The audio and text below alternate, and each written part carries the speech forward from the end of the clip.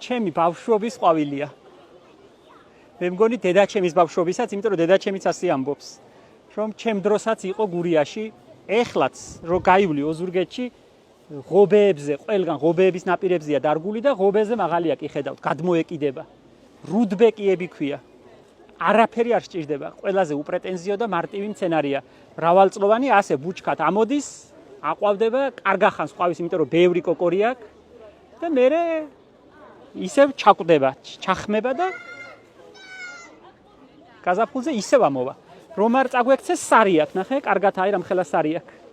დიდი მუხის სარი მაქვს, ჩარჯობილი რომ ასე ლამაზად იდგეს ბაღში. უხვად ყვავის, უპრეტენზიო და მარტივია. ნერგებს არ ვამრავლებთ, იმიტომ რომ არ მგონია რომ ბევრს ვინმეს მოეწონოს ჩემს გარდა. მე მიყვარს და მომწონს. მოსაჭრელადაც ლამაზია, თაიგულებად, გადასარევი თაიგულები გამოდის. მე მიყვარს და რომ დავინახე ახლა აყვავებული, მომინდა თქვენ შეგახედოთ, მომეწონა, გამიხარდა. იცნობდეთ, ძველი კულტურული მცენარეა. ძველ სამებაღეო წიგნებში ყველგან არის. და მაღალია კი ხედავთ 2 მეტრიანი. უკვე ბაღში ძალიან დაცხა და ამ სიცხეში ბევრი მცენარე აჩერებს ყვავილობას, მაგრამ აი ეს რაც ახლა მინდა გაჩვენოთ, იუსტიცია ქვია ამ მცენარეს. თლად გადაირია ამ სიცხეებზე. ნახე ერთი როგორი სილამაზია. ძველი მცენარეა, ბევრი ადამიანი იცნობს. წინათ ჩემს ბებიას ემალის ქვაფში ქონდა კიბეებზე დადგმული. სულ ყვაოდა ჩვენს ეზოებში. მერე ბოტანიკურ ბაღში მანანამ შვილდაძე და მაშინდელი იქაური მეყვავილეები გაფორმებაში იყენებდნენ და რგავდნენ ბაღში. ჩრდილიანი კუთხეების გასაფორმებლად იყენებდნენ და მე მიყვარს, რა ვიცი, ძალიან მომწონს, ეგზოტური შესახედაობა აქვს. და მე ასე ვგავ ჩანში, ნახე რაში მაქვს ჩარგული, დიდი რკინის ჩანში. ცომის საზელი ჩანია. და იმაში ვგავ. ამ გადაყვავილებულ გირჩებს ამოვაცლი. აი ამას ასე ამოვაწყვიტავ ხელით. და ეს ახალი გირჩები სულ ყველა აყვავდება. დაზამთრებამდე კარგად იყვავილებს. არ უნდა შეგეშალოს ერთმანეთში, რომელია გადაყვავილებული და რომელი აწიაყვავდება. ესენი ხა აწიაყვავდება, ეს გადაყვავილებულია. აი მასაც ეტყობა რომ გადაყვავილებულია. ერთი ნახე რა კარგად ყვავის, რამდენი ყვავილი აქვს შეხედე. არ თავდება. ერთი 10 ძირი მაქვს ამაში ჩარგული, აი ჩაგახედო შიგნით მოდი, აი.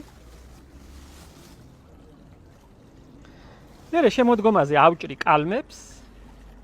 ქვიშაში გადასარევად ფესვიანდება, ვაფესვიანებ და მერე თავიდან სათბურში ვაზამთრებ, რა თქმა უნდა, ეს გარეთ არ გამოიზამთრებს, პირველივე ყინვაზე გაიყინება, მაგრამ აი მთელი წელი გაზაფხულიდან შემოდგომამდე ბაღის გასალამაზებლად უკეთესი რა უნდა იყოს.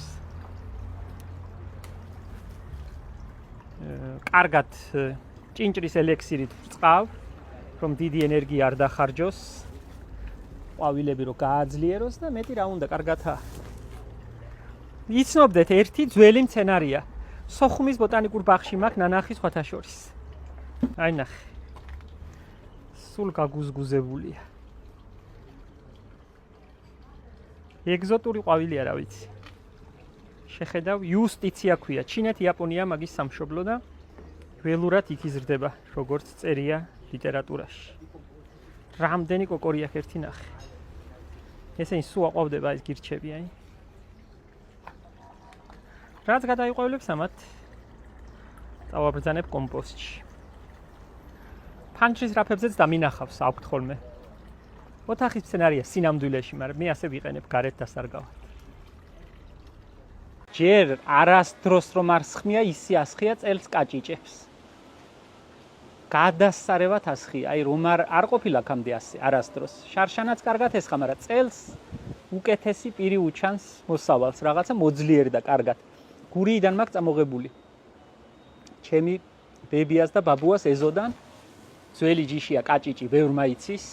გასაფურჩქნია ცოტა, ღეროებს უნდა მოცლა. რომ ზემ კარგად ფერი მისცეს და დაშავდება კარგად, აკაი მზის გული აქვს.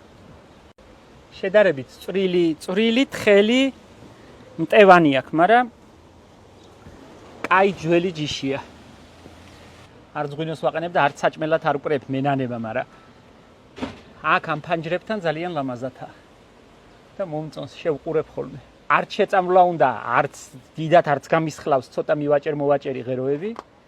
დიდად არ გადავყოლილ ვარ. მაგრამ ნახე რა კარგად ასხია, ესევა მერე კრაზანა რომ დამწიფთება. ბევრი ესევა და შაშვებია ჩვენ სეზონში აქ ცხოვრობს ბევრი შაშვი და ის შაშვები გაზიდავენ სულ. კაი სანახავია ძალიან.